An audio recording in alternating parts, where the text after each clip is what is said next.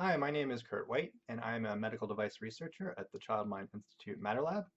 And I'm going to share with you our system for prototyping small devices, namely wearable devices. We use these for both gathering data and as clinical interventions. I'll go over that a little bit more later. But first, um, hacking activity trackers. So this right here is an X9.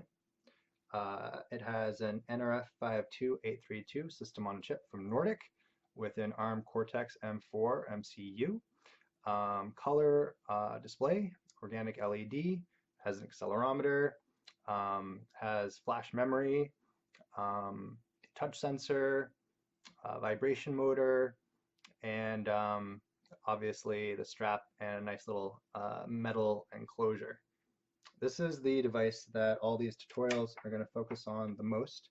I've included Arduino example code for the display, for using serial Bluetooth for debugging, also web Bluetooth, or rather code that will allow you to interact with a website or web application with web Bluetooth, and simple stuff like a blank sketch and using the button. You can, if you know how to use Arduino, there isn't much of a step up to using these things. It's just a matter of kind of using a different programmer, SWD. There's lots of instructions that I've included about how to do that. I find these things extremely useful. They're incredibly inexpensive. This is $35 for everything that I just mentioned. And I think that there are a lot of people out there who will find this really useful. If you told me I was going to be building things with a hacked activity tracker from China a couple of years ago, I would not have believed you, but these things are great. Here you can see the cap off, and you'll see that it's all wired up. So honestly, these things wouldn't be useful if I couldn't add stuff to them. That's the whole point. So then the question is, how do you get additional pins, additional GPIO, general purpose input output, when it's all tied up in the device and what the device is designed to do? What I do is I cannibalize. Usually I remove the display and anything else that I don't need, and I'll just use the pins from that, and it works really well. I've included instructions for that as well. In terms of what I use these for at MatterLab, uh, I'm just going to go over this really briefly, but I'll give you a more detailed explanation with demonstrations later. This just first the fanciest thing. This is the we call this a Thermo. These are pet names. What this is it's a position tracker. So with VR headsets like Oculus and the HTC Vive, they come with controllers that act as position trackers. So you have the controller, you wave it up in front of you in 3D coordinate space, and you're able to control objects in virtual reality that correspond to your movements in 3D coordinate space. Now, those require a camera. You have to have an external reference point. So you have the controller, and then you have a camera, and the Oculus or the Vive knows where your hand is by basically figuring out the relationship between the camera and the controller. This does not do that. This is standalone.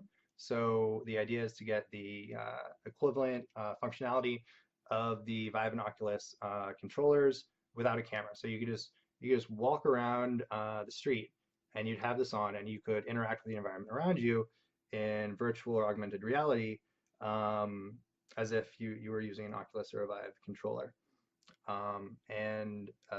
The gist of it is that it uses thermal data to do what is essentially image recognition on the body using neural networks. Pretty cool stuff. It's a neat little project. We have been talking to some people who are working on sign language recognition, and these people are using a camera mounted on the wrist. And that camera would do image recognition on the fingers as the fingers moved. So that covers kind of half of American Sign Language. But of course, a lot of sign language is arm movements, really big arm movements, and a wrist-mounted camera isn't going to cover that. So the idea for a collaboration with the sign language translation research team was that they could combine the two. So you'd have this position tracking device using this hacked activity tracker, and you'd combine it with the wrist-based camera, and then you'd have a whole system. This is the Tingle, also our pet name. And what this is a gesture recognition and biofeedback device. And this is targeting compulsive behaviors in children, namely trichotillomania and excoriation. But it could be any number of other compulsive behaviors. Trichotillomania is compulsive pulling of the hair. Excoriation is compulsive picking in the skin. It doesn't sound that bad when you say it, pulling hair, but the reality of that disorder is gruesome. And it's really tragic to see that in children. So the way that this works is you wear it on your wrist like this, like so,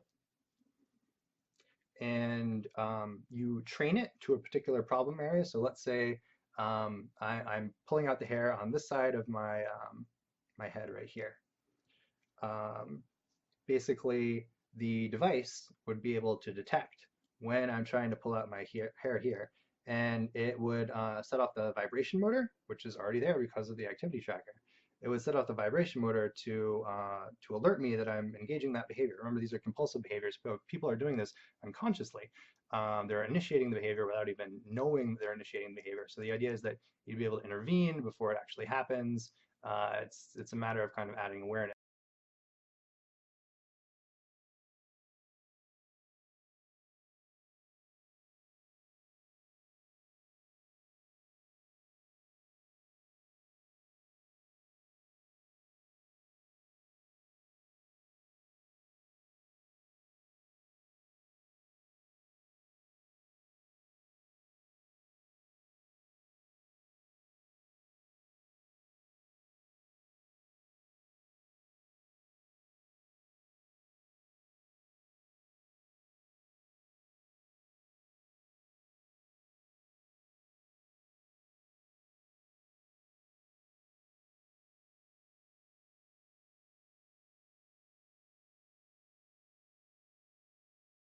Now, in addition to that kind of direct biofeedback clinical intervention aspect, we're also gathering data.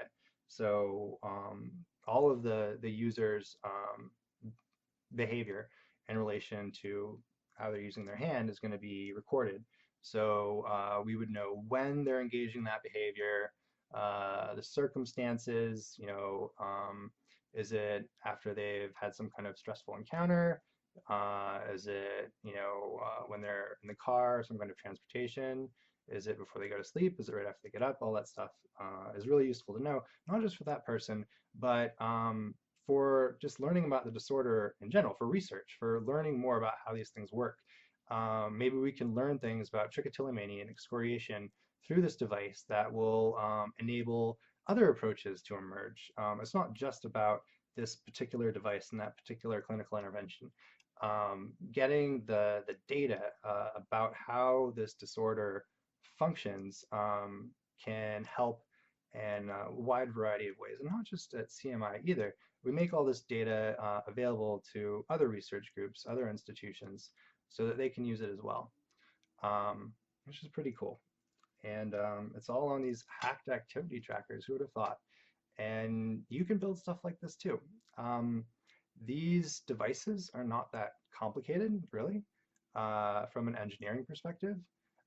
Most of the fancy footwork is on the data end of things, in terms of kind of how we gather the data, how we process it, trying to incorporate a whole lot of data, gathering tons and tons of data, and being able to extract information about it, just kind of knowledge from that huge, vast amount of information, and crystallizing it in a way that we can leverage with these little devices, these little devices with their sparse little sensor configurations. That's the idea, and that's what we're doing. Oh, and before I move on to anything else, there's another device that's pretty cool.